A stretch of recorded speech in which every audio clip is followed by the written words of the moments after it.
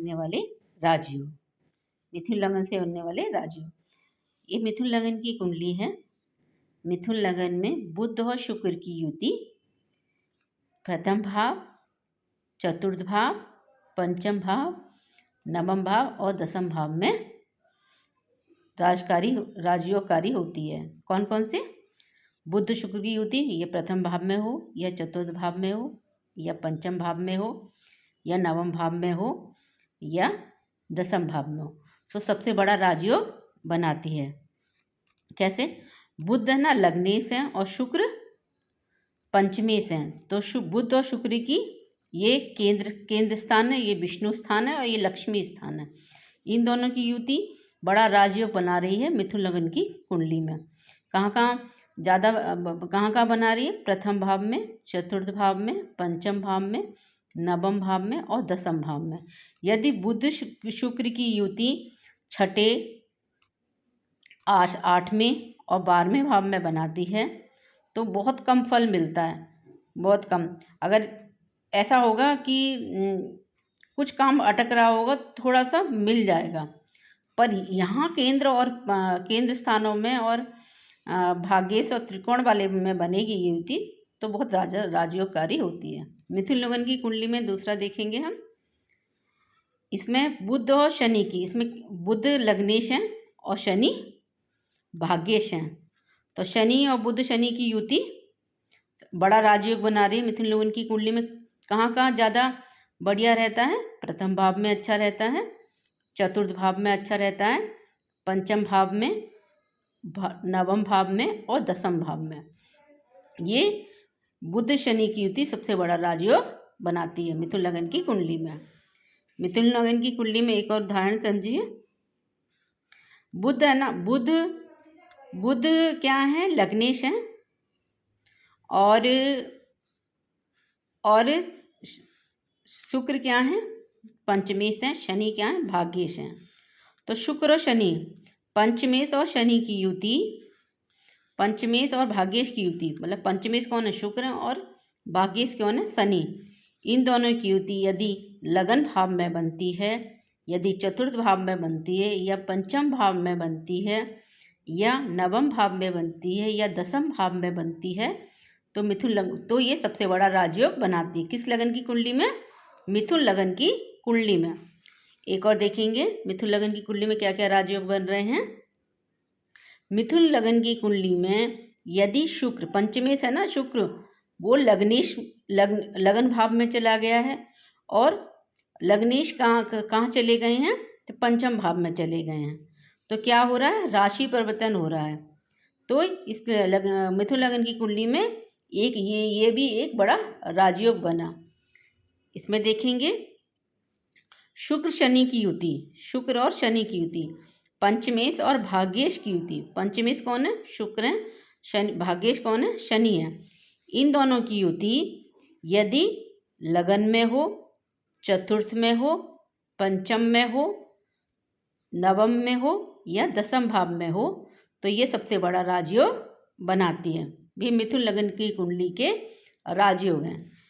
एक और देखेंगे, यदि इस पंचम भाव में कौन सी राशि है? तुला राशि के स्वामी कौन है?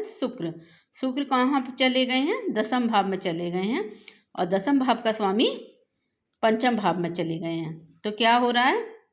राशि परिवर्तन हो रहा है, और इससे सबसे बड़ा राजयोग बनता है। इन गुरु और शुक्र की युति में, इसमें जब है ना गुरु की दशा चल रही हो, अंतर्दशा, या शुक्र की अंतर्दशा चल रही हो, तब सबसे बड़ा राजयोग बनेगा। एक और उदाहरण देखिए मिथुन लगन की कुंडली में। यदि मिथुन लगन, लग्नेश कहाँ है? चतुर्थ भाव में बैठे हैं। चतुर्थ भाव में बुध है और गुरु दसम भाव में बैठे हैं। दोनों एक दूसरे को पूर्ण दृष्टि से देख रहे हैं, एक सातवीं दृष्टि से देख रहे हैं। बुध महाराज गुरु को सातवीं दृष्टि देते हैं, गुरु महाराज बुध को सातवीं दृष्टि से देख रहे हैं। तो क्या हो रहा है? एक राजयोग बन रहा है। दूसरा, इसमें इस कुंडली में कौन कौन से राजयोग बन रहे हैं? बुध से कौन सा राजयोग बनता है? भद्र नामक। तो बुध से भद्र नामक पंच महापुरुष योग बनता है इस कुंडली में। कैसे? बुध जब अपने केंद्र में हो, अकेंद्र में होने चाहिए, अपनी राशि में होनी चाहिए, अपनी उच्च राशि में होनी चाहिए। तो बुध क्या है यहाँ पे? अपनी उच्च राशि में है। तो कौन सा नामक योग बन रहा है? भद्र पंच महापुरुष योग नामक योग बन रहा है इस कुंडली में। मिथुन लग्न की कुंडली में और कौन सा योग बन रहा है? गुरु बैठे हैं अपनी राशि में ही, तो कौन सा बनना है? हंस महापुरुष योग बनना है। मिथुन लग्न की कुंडली में ये राजयोग हैं। एक और देखेंगे, मिथुन लग्न की कुंडली है, चंद्रमा क्या है? अपनी नीच राशि में है। जब चंद्रमा अपना नीच राशि में होते हैं तो ये अपना सबसे मिथुन लग्न की कुंडली में सबसे कष्ट ज़्यादा देते हैं। ये मिथुन लग्न में राजयोग बनने नहीं देते हैं। मिथुन लग्न की कुंडली में चंद्र की दृष्टि, चंद्र नीच के है ना, जहाँ दृष्टि डालेंगे वहाँ मन खराब कर देंगे, शांति भंग हो जाएगी। एक और देखिए, बुध और शुक्र और बुध की युति। बुध शुक्र और बुध की युति यदि लगन में हो, बुध और गुरु की युति यदि चतुर्थ में हो, बुध और शनि की युति यदि पंचम में हो, बुध और गुरु की युति यदि दसम भाव में हो, शुक्र और शनि की युति यदि नवम भाव में हो, तो ये क्या है ना, ये सारी युति होनी, इसमें है ना ग्रह बल देखना पड़ेगा, इनकी डिग्री देखनी पड़ेगी, और शुक्र और बुध की युवा अवस्था होनी चाहिए। युवा अवस्था में होने से क्या होता है? इनमें बल मिल जाता है। और ये शुक्र और बुध जो युति हैं, इन शुक्र बुध अस्त नहीं होने चाहिए। ऐसे ही बुध गुरु की डिग्री अच्छी होनी चाहिए। डिग्री मतलब युवा अवस्था में है कि कुमार अवस्था में। अगर युवा अवस्था में है और अस्त नहीं हो तो सबसे बड़ा राजयोग बनाते हैं मिथुन लग्न की कुंडली में।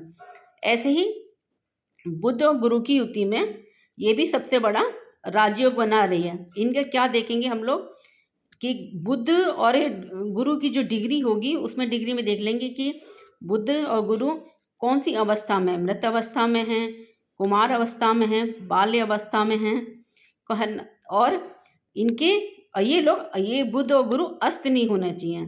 तब भी मिथुन लग्न की कुंडली में ये सबसे बड़े राजयोग हैं।